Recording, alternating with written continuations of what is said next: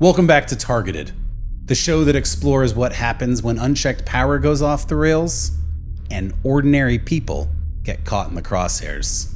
I'm Zach Abramowitz, and there are few places you can find better examples of unchecked power than in the world of politics.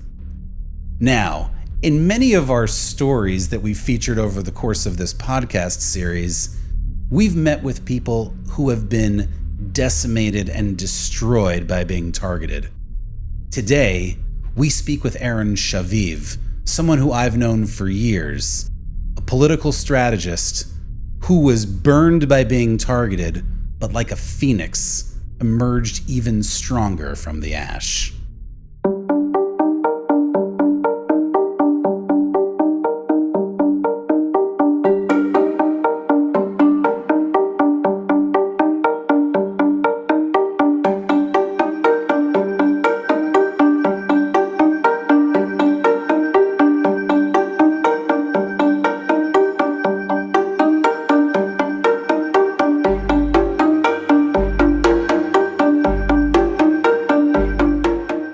There are plenty of reasons to respect someone like Aron Shaviv.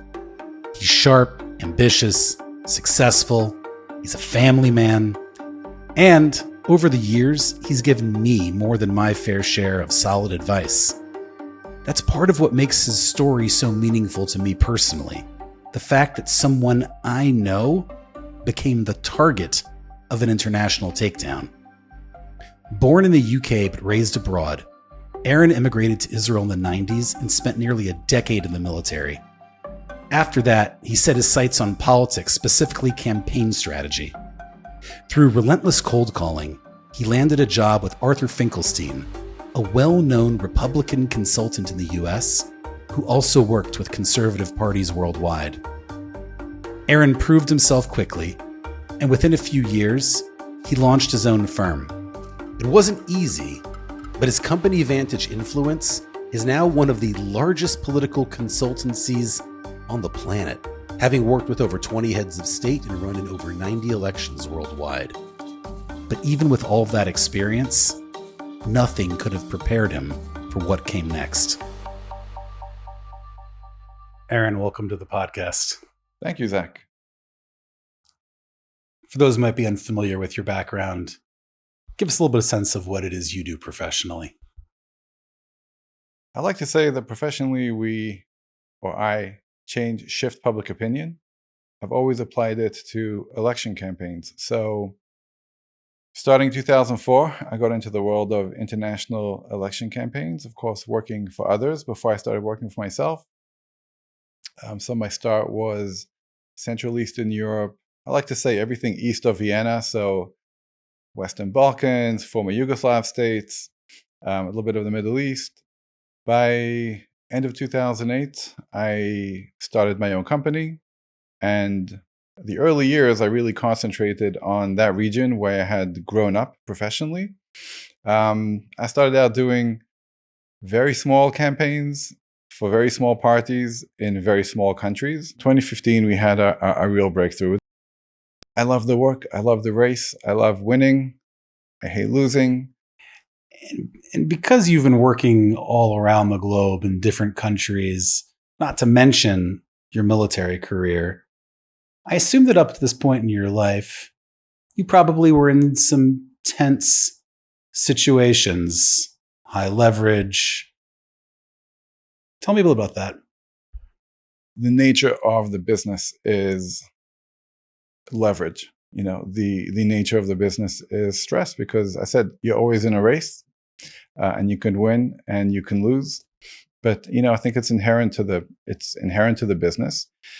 It's a stressful business. But you've also worked in countries that may not have the same level of rule of law as we might be accustomed to in the democratic West. It's true. I mean, most of the market for me is emerging democracies. That's where the market really is. I'll give you an example. In 2019, I sent a film crew to Mali in West Africa. And they're supposed to shoot, we were working with the opposition, they're supposed to shoot a few videos And I had a driver waiting to pick them up at the airport, and he called me. He said, listen, I don't know where these guys are. The flight landed an hour ago. I'm standing here in the terminal waiting for them to show up, and they haven't shown yet, but everyone's already come through. I don't know what happened to them. And we understood very quickly that they had essentially been kidnapped by the local security services.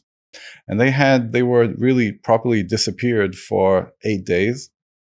I had no gray hair before this incident. But they were disappeared for 8 days, and I took it upon myself. I worked really hard at getting them out.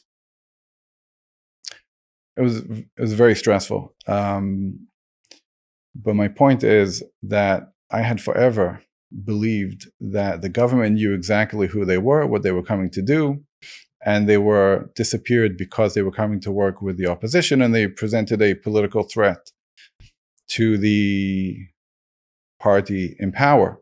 Several years later, I met with a head of opposition who had crossed the lines. So at the time that this incident happened, he was a junior minister in government. So I had met him several years later when he was already in opposition.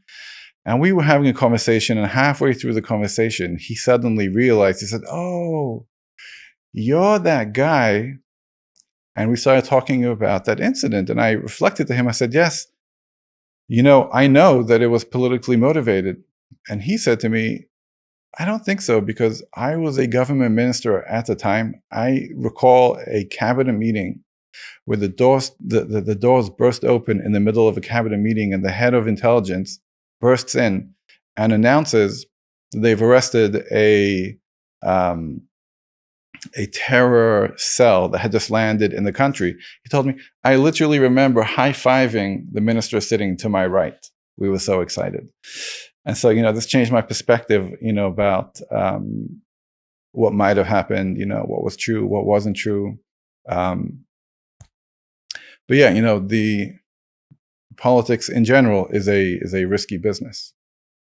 And it sounds like you went into this career with open eyes to that fact. Like did you ever consider the risk you were putting yourself at by being involved in politics? Or were you just young and dumb enough to keep your head down and keep plodding away?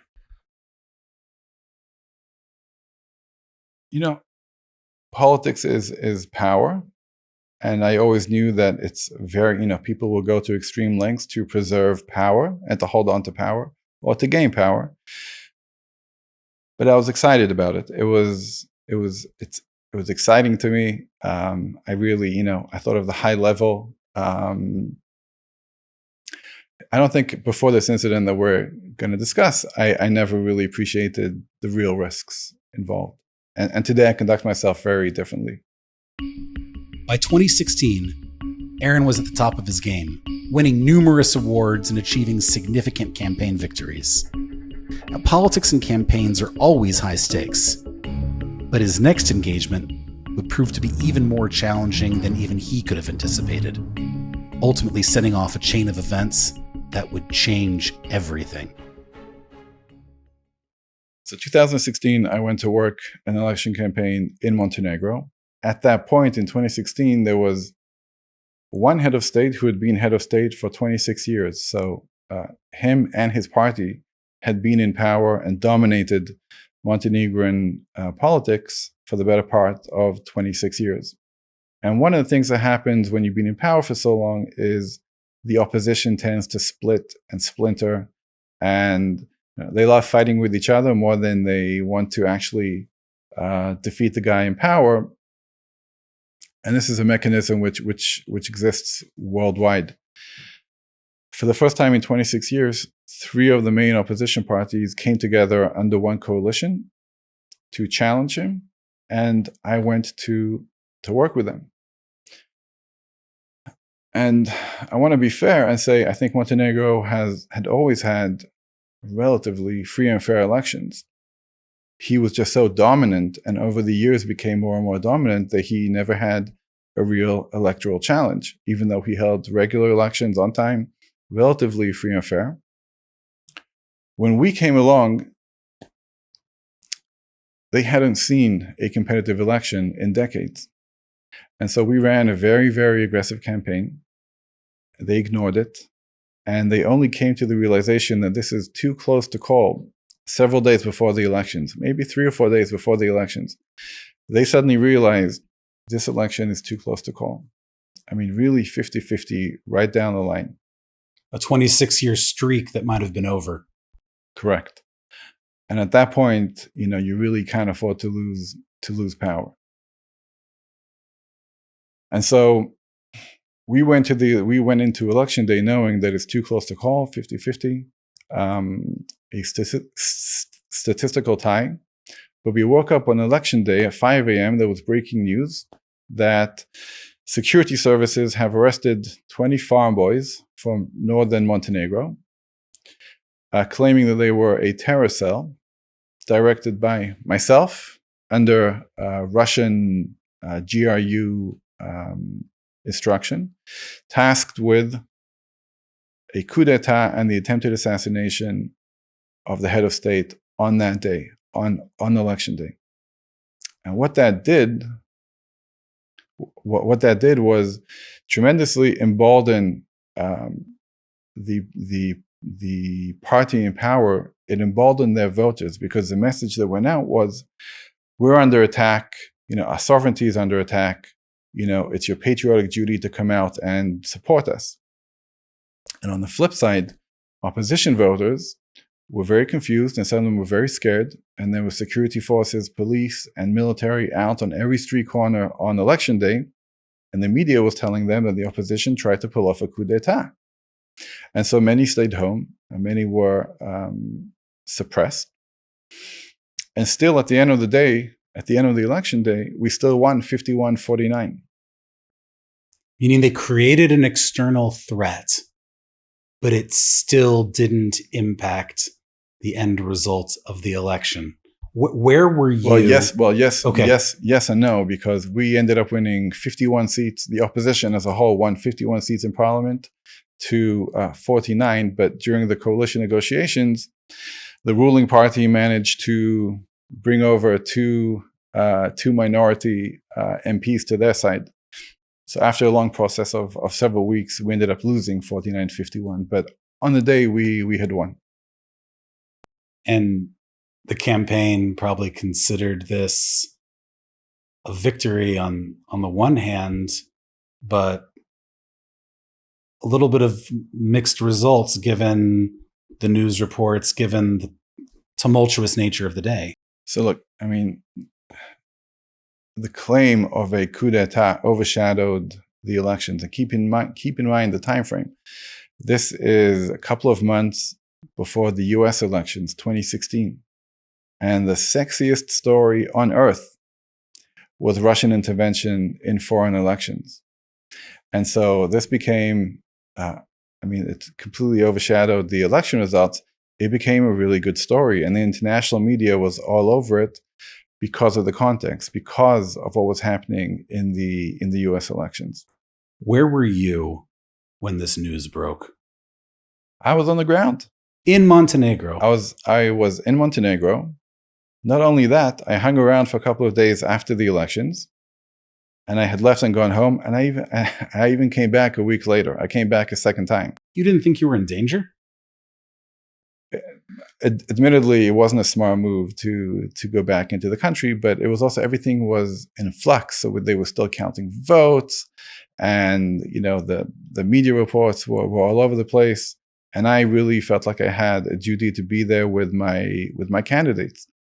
So what transpired between 2016 and 2019, my candidates, so my clients, the political heads of the opposition, who posed a very serious electoral threat to the incumbent, they were dragged into court. So they were going through their own trial, a very high-level trial. And I was mentioned in the narrative of what had happened. So my name was always in there. But the truth is, no one cared about me. I was a prop in the story, a necessary prop. But their real interest was to indict and convict the political leaders, the heads of opposition, in a way where they would no longer pose a political threat. And I was just part of the story. But I was never indicted. I was never questioned. I've never had a single interaction with law enforcement over this. So they never asked to interview me, not as a witness, certainly not indicted. Just my name was out there. And I thought of it as a curiosity. I thought, okay, my name's in there, but as long as they don't come after me, I'm fine. I'm good. And it had no specific impacts on your business between 2016 and 2019. Up to 2019, it had no specific impact. How much was this campaign on your radar in 2019? Meaning this campaign that you had run in Montenegro, what percentage of mind share would you say that it occupied? Mm-hmm.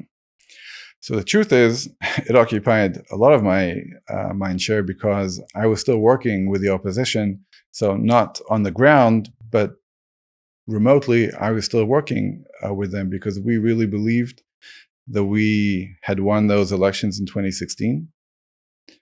To me, this was unfinished business. Now, what had transpired between 2016 and 2019 was this trial. It was essentially a kangaroo court. It didn't bother me so much since there was no legal implication for me. It was only narrative.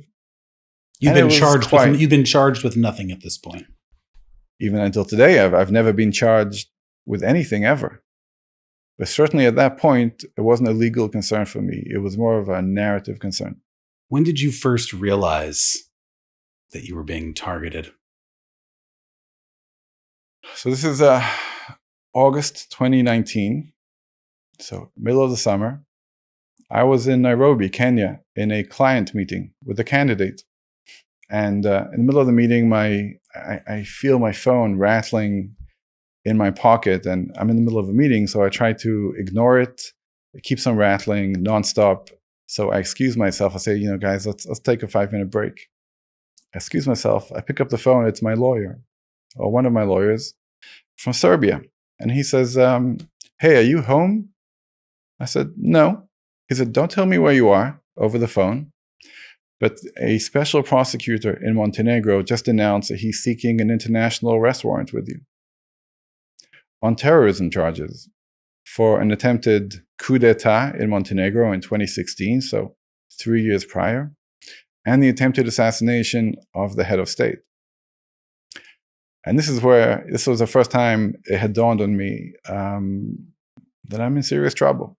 So perhaps I'll correct myself. Did you realize how serious it was? Right. So actually, I think in the actual moment, I went into denial. I told you, I was in a client meeting, and I asked him to take a break. I took the phone call. I learned that a special prosecutor has been appointed and has just held a press conference saying that he's seeking an international arrest warrant against me for very serious crimes, for terrorism, for the attempted assassination of a head of state, a coup d'etat. And I went back to the meeting. And not only did I go back to the meeting, my client meeting in Nairobi, the following day, we had a full schedule with my clients in Nairobi, which I attended. And I had pushed this out of my mind for several days. What changed? So when my client meetings were over in Nairobi, I was supposed to fly home for the weekend. And I realized I can't, because my lawyers made it very clear to me that the special prosecutor announced he is seeking an international arrest warrant, but he may have already issued it. There's no way of knowing. And so I find myself stuck in a hotel room in Nairobi, quite lonely, and asking myself, can I go home? So you're alone in your hotel room. You're sweating bullets. You've only spoken to your lawyer. You haven't even told your family about any of this. Correct.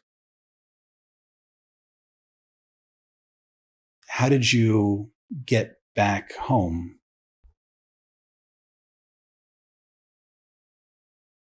This is a very lonely, it's a very lonely experience. I was alone in a foreign country in a little dingy hotel room. And I really had to ask myself, am I prepared to stay here long term to deal with this situation? Do I want to fight this fight from Nairobi? My family's in Israel. So, by the way, this is summer holidays. This is August. And my family, they weren't even home. My family were traveling in the US. And so, and I understood the risks. The risk was that, in fact, an international warrant, an international arrest warrant was already in force, and I would get caught on my way trying to go home. In fact, the first phone call from the lawyer, he said, I know every instinct in your body is screaming, run to safety, but don't do it. We advise you to just don't move until we figure this thing out. But sitting in that hotel room for a couple of days, as you said, rightfully, sweating bullets, very lonely, and you're facing something which seems insurmountable, I made a decision to take a little bit of the risk and make my way home, where I knew I had the support and I knew there was, wasn't as much risk as managing the situation from Nairobi, Kenya. So you get home. At least you're feeling some degree, I imagine, of safety. You're at least back around friends. Your family isn't back from summer travel. Correct. At that point, what was your evaluation of your situation at this time? Did you think this was something you could handle quickly? I did, mistakenly so. The arrest warrant had dropped and was accepted. It went into the system, and had I traveled 24 hours later, I would have been caught up in that situation. But I got home. My family wasn't due back for like 12, 13 days, and I figured, okay, I have to sort this thing out. I don't want them to see me in this situation because it's a very vulnerable situation. I can see, even as you're discussing it now, years later, there's some trauma. Absolutely. The trauma is that an institution like Interpol and a government, they have absolute power. They're not accountable to anyone. And up to that point, I thought, oh, I'm a big shot. I'm a big boy. I can take care of myself, and I can take care of nearly anything. Suddenly I find myself in a situation where I understand I'm this small, David, against a tremendous Goliath, who has tremendous power. But you had bigger issues than just the Red Notice, because all of a sudden news of this event starts to surface. Oh yeah. And you start seeing your name all over the internet. So, of course, I mean, the truth is the media started, the media started before the actual Red Notice came into effect. The whole snowball started with the press conference called by the special prosecutor in Montenegro, again, to address their own internal issues as a distraction from some corruption scandal that was brewing. Not every Red Notice comes with a press conference. If they really were interested in me, if I really was the target, there would have been something to do about it. There would have been a negotiation. They would have come to me before. They would have asked me to testify. They would have asked to interview me. I was a non-issue. I was literally a prop. And if you're a prop, there's nothing I can give them. They were trying to create a firestorm. Who do you go to? Do you go to a lawyer? Do you who deals with these things? No idea. There's no targeting firms. There are no targeting firms, at least that you know of at that point in time. At that point in time, right? And I imagine there's crisis communications. The irony is that I'll go back to you probably would have said, I need to hire myself. Yes. The coup itself, the supposed coup that never happened, was a big story in 2016 because of the 2016 US elections and the context of that. And so in 2019, they could recreate it. Absolutely. By referring back. Correct. And the story was attempted coup and the attempted assassination of a head of state. But they also smeared you personally a little bit worse than that. You know, I think the media... You've been called a spy. I think the media played along. I think they were complicit. I think it's an easy story to write. And I think they played along with whatever the Montenegrins were putting out there. Never fact-checked anything, never asked me for comment. And it's a sexier story, when there's someone with a military background and you can say, oh, he may be a spy. Or he may have been directed by Russian intelligence. I'll fast forward. This all takes place in what is effectively summer holidays. But my kids, my family came back from their vacation. Kids went back to school. First day back in school.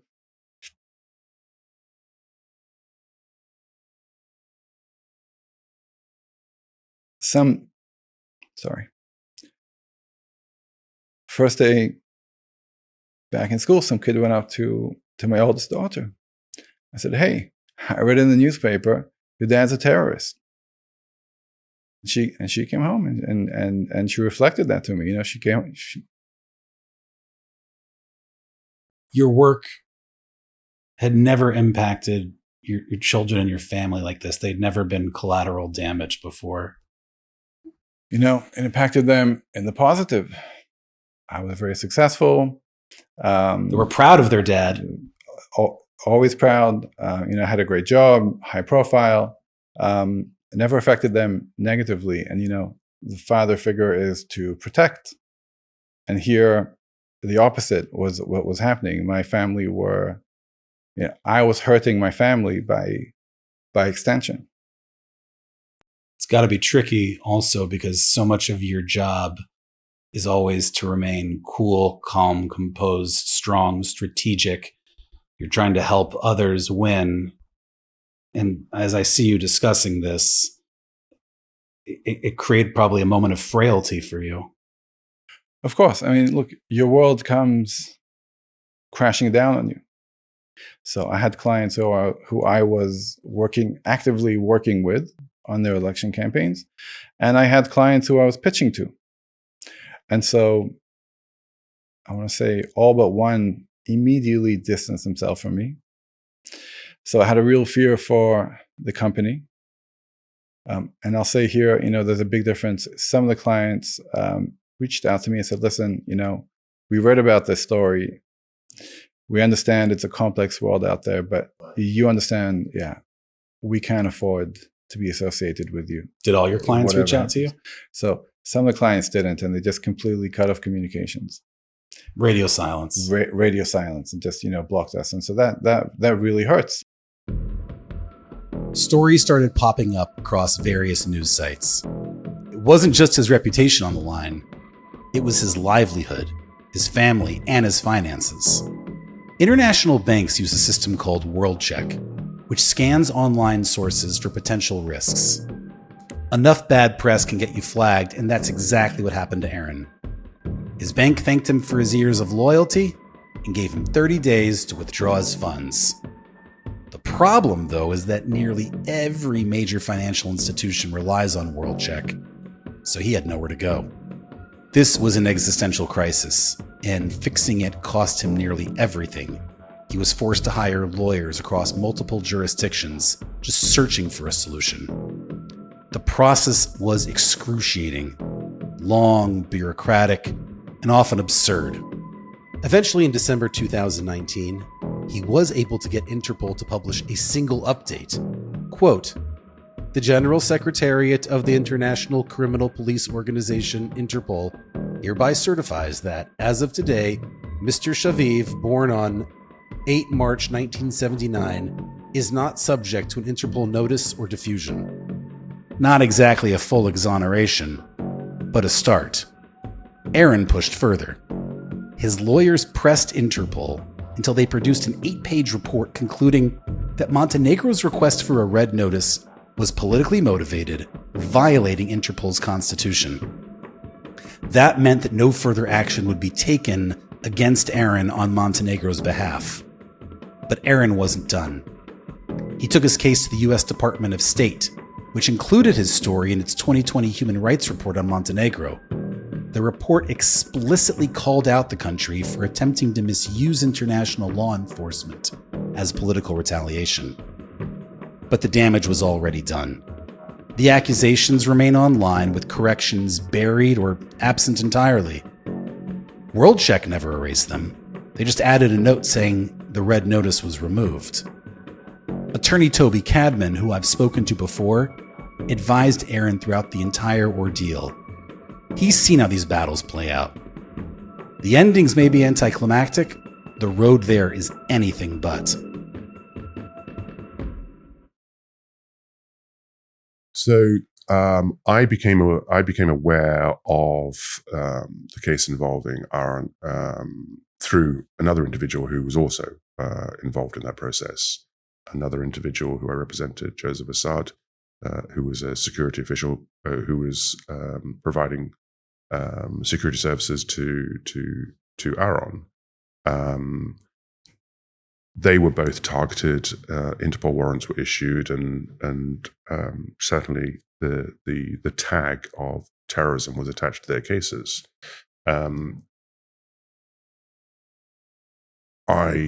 Once I was notified by Joseph about this, I flew to Montenegro and I met with the government, or met with the prosecution and the Deputy Minister of Justice on a number of occasions, and it was very clear to me that they had no interest in going after Joseph or Aron, but they were pawns in a political game. It was very clear that there was absolutely no criminality in anything that they did, but they were used by a government and by a prosecution and a justice minister that was intent on targeting them. I guess the irony of it all now is that the red notices have been withdrawn, the cases have been terminated, and those most responsible are now in jail. The deputy prosecutor, the prosecutor, and the deputy minister of justice is also under investigation now. So, it has come full circle, but not without some cost. And certainly, we had a fairly compelling decision from Interpol, both in respect of Joseph and Aron, which demonstrated that Interpol's view was this was a completely politically motivated request that had no evidential foundation. And again, that comes as little comfort when your life has been turned upside down for a number of years. I mean, ordinarily, when a warrant is overturned, or as they say, the data deleted within the system, you get a letter from the Secretary General to say that following such and such a session where they reviewed your case, the decision has been reached. You have a fully reasoned decision, which is normally 10, 20, 30 pages. And then you have a certificate that says, on this day, you are clear. And that's all it says. It doesn't mean that tomorrow you're going to be clear. It just says, on this day, you are clear.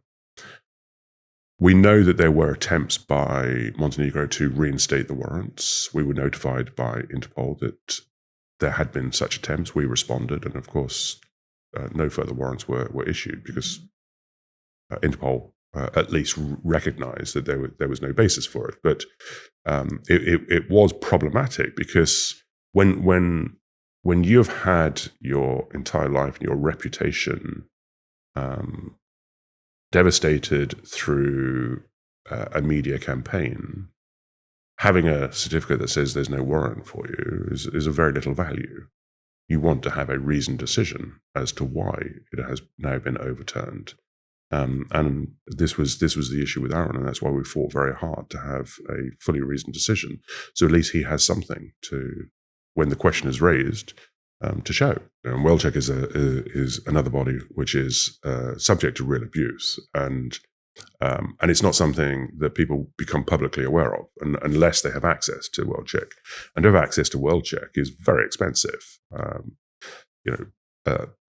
Most banks and financial institutions have licenses to act the WellCheck database. I would say the difficulty with WellCheck, different to Interpol, because at least with Interpol, there's a requirement to have a domestic warrant. Whereas on WellCheck, there can be information there just based on a local media report. And so we challenged it, and we tried to explain to WellCheck that, you have a responsibility to ensure that what you're reporting is accurate and authentic, not, government-funded media, which quite often it is. Their response was that we have a responsibility to our subscribers, to the banks and financial institutions. And so I challenged that by saying, but if the information is false, then that's incorrect. And so it took us about 6 months of back and forth for them to then put in a note to say that the warrant had been overturned. And obviously that has a significant impact on the individual. And so, what we want to see, again, is a system by which organizations such as WellCheck can act responsibly. Again, it is an important service they're providing, and it's a service that we use. And we use on a basis to verify the bona fideness of our clients. And so, we as a subscriber want to be sure that the information that we're accessing is accurate. And so there is a responsibility for that. The difference between WellCheck and Interpol, though, is that WellCheck is a commercial enterprise. So if they have caused damage to the individual, then effectively you can bring a civil action against them. So there is a difference there. If there's any silver lining, it's this. As Aron fought to clear his name, his phone started ringing, not with apologies from former clients, but from people who had been through the same thing, people who needed his advice. Now, Aron has turned that experience into a new role, helping others navigate similar legal and bureaucratic nightmares. He travels and speaks at conferences and shares his story, because if there's one thing he's learned, it's that these battles are not fought alone. Where are the people that did this to you today? What's happened to them since? So I mentioned that I continued working with this coalition of opposition parties beyond that 2016 election. In subsequent parliamentary elections, they won. And a subsequent presidential election won again. And so the party in power, which was, the guys who were responsible for this, they had been ousted, partially with my help. And every single person who had been involved in issuing the red notice against me is sitting in jail today for unrelated, for unrelated reasons. The Minister of Justice, my special prosecutor, the prosecutor general, they're all standing trial for organized crime. Not specifically related to my case, but in some ways related because, this was a situation where the organized crime was just so prevalent in the country, just as a function of the same party being in power for 26 years. This was a party who had institutions. It had a police force. It had a Ministry of Justice. That could be weaponized. It had to be weaponized. Do you believe that the special prosecutor thought this would destroy you? Or was it not really something they intended to get way out of control? I don't think any of these, the special prosecutor, the Minister of Justice, the Prosecutor General. I don't think that they thought about me ever. They just needed a story. They just needed the story. They had a goal to achieve, which was a political goal. And this was a great story. It was a great narrative. And the point where I draw the line, by the way, it is a dirty game. And I knew this, and I always knew it. But there's a difference in politics. There are rules. So as long as you're working within the context of politics, okay, it's dirty, but there are certain rules. I'm not sure how I would feel. Do I have any pleasure in it? No. Certainly not vindication. They're not sitting there, because of my case. They're sitting there because of the nature of the regime that they served, which was inherently corrupt. My case is one demonstrable point, but it's not the point that they are sitting in jail for. Do you think that close friends and colleagues, people in your community, do you think that they've ever forgotten about this, or is there something in the back of their heads where they think now, sort of like, dark magic? I think I've come out of this today. I think I've come out of this, where it's just today. It's an interesting biographical note, right? So like dinner parties, it's like, it's an interesting story to tell. And I don't hide it, quite the opposite. Like when I introduce myself to new people, I very often raise it myself, because I don't want them to find, I don't want anyone to find out. I'm not embarrassed by it. And so at this point, it's already become, there's a degree of notoriety, but I did nothing that I'm embarrassed about, and I have nothing to apologize for. To me, it was an election campaign. I've done 90 election campaigns globally, and it was one of 90.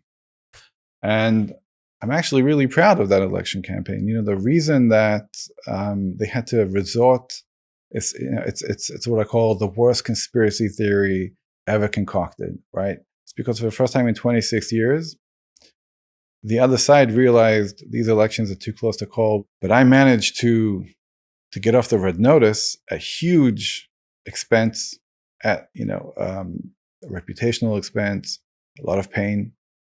The other side doesn't care. Like if you're a government who issued a red notice, and Interpol then cancels it for a reason, there's no price to pay. No one's paying a price on the other side.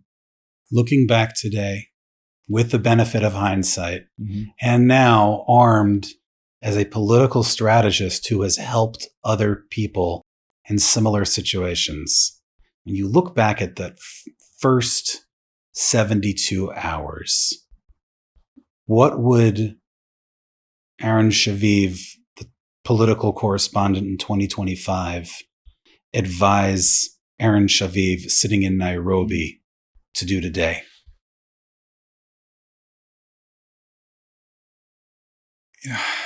I was in denial. And so, I actually went back to my client meetings for like a day and a half of client meetings.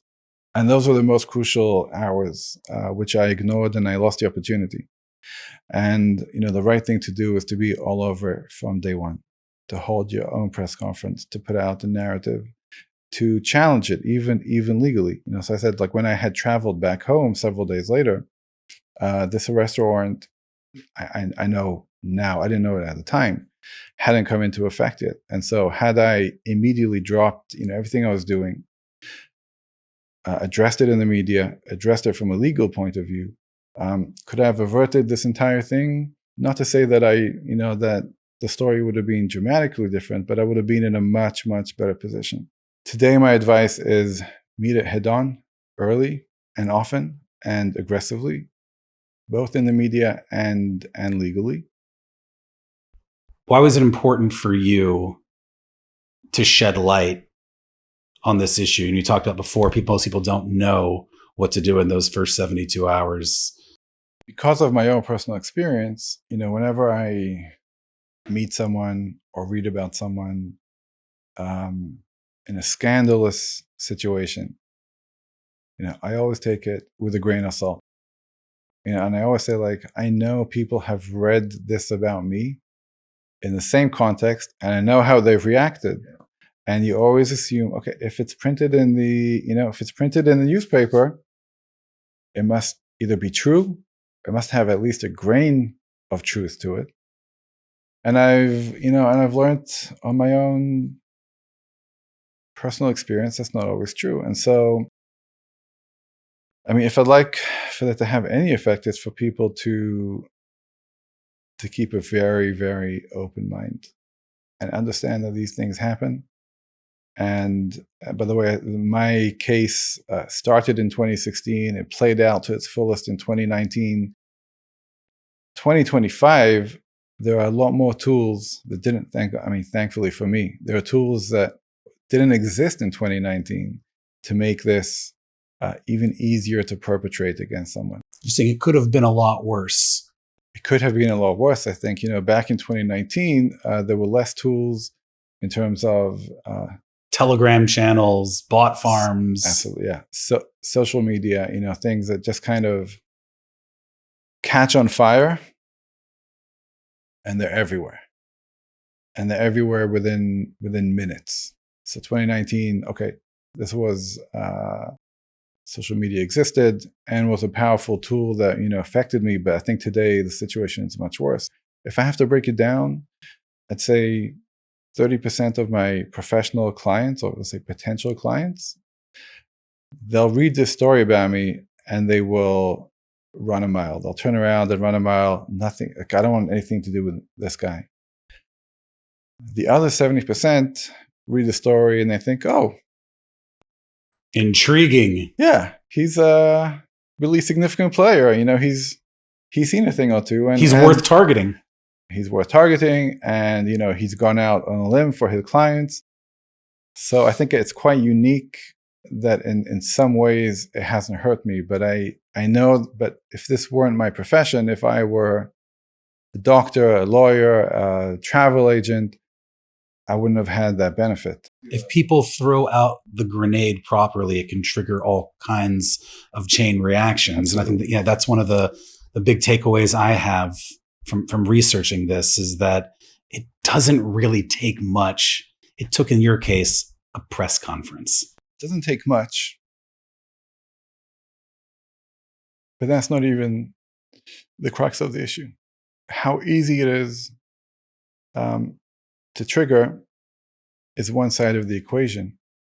The other side of the equation is the more troubling one, which is it's extremely difficult, bordering today on impossible, to ever take it back. There's scorched earth here. Once this story is out there, any story about you, you could never walk it back. Even the person who perpetrated the story against you, if you reconcile and they regret what they could never walk it back. So once a story is out there, you're living with it for the rest of your life. So to me,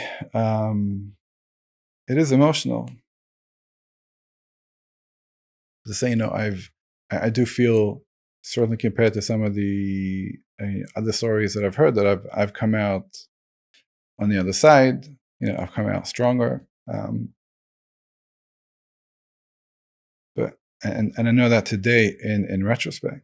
But going back to that period of my life where I was going through it and couldn't see the light at the end of the tunnel, it was devastating. And I thought it was the end of my professional career, which I had worked very hard to build. I thought this was going to be held against me for the rest of my life. I thought my kids and my family would always walk around with this, your dad is a terrorist, your dad, had an arrest warrant against him. So again, I consider myself to be very lucky because I came out on the other side, and partially because of what I do, I'm able to kind of own it. Well, Aron was able to emerge from the wreckage stronger There are many things that he admits he would have done differently today, knowing what he knows. In the next episode of Targeted, we're going to meet with Pavel Ivlev, a lawyer who had a high leverage situation and a big decision to make, and luckily, he did the right thing and got the hell out of Dodge before it was too late. Targeted is a production of Next Chapter Podcasts. Please follow the show, subscribe, rate and review on YouTube, Apple Podcasts, Spotify, Amazon Music, or wherever you listen to your podcasts. Follow me, Zach Abramowitz, on X at Zach Abramowitz, and subscribe to my Substack at legallydisrupted.com. To learn more about our guests and their stories, go to targeted.com.